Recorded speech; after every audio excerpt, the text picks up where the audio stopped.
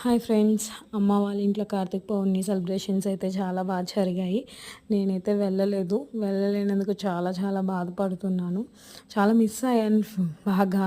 ఎందుకంటే ఎప్పుడు వెళ్తాను. ఈ ఇయర్ అవ్వలేదు వెళ్ళడానికి, అందుకు వెళ్ళలేదు. అందరూ బాగా ఎంజాయ్ చేశారు ఫ్యామిలీ మెంబర్స్ అందరూ. మాకు అమ్మ వాళ్ళకి కార్తీక పౌర్ణమి చాలా స్పెషల్ అనమాట. చాలా బాగా చేసుకుంటారు. చాలా నిష్టగా కూడా చేస్తారు.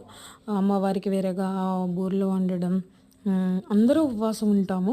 అందరూ కంపల్సరీ ఫాస్టింగ్ ఉండే ఆ ఈవెంట్స్ అన్నీ కంప్లీట్ చేస్తాము.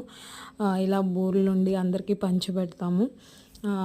పిల్లలైతే ఇంక చెప్పవసరం లేదు. అందరూ చక్కగా ఆడుకుంటారు. అండ్ మర్రి ఆకులతోనే అమ్మవారికి నైవేద్యం పెడతాము. ఇలా అమ్మవారిని ఇయర్లీ వన్స్ బయటికి తీసి మళ్ళీ క్లీన్ చేసి లోపల పెడతాము.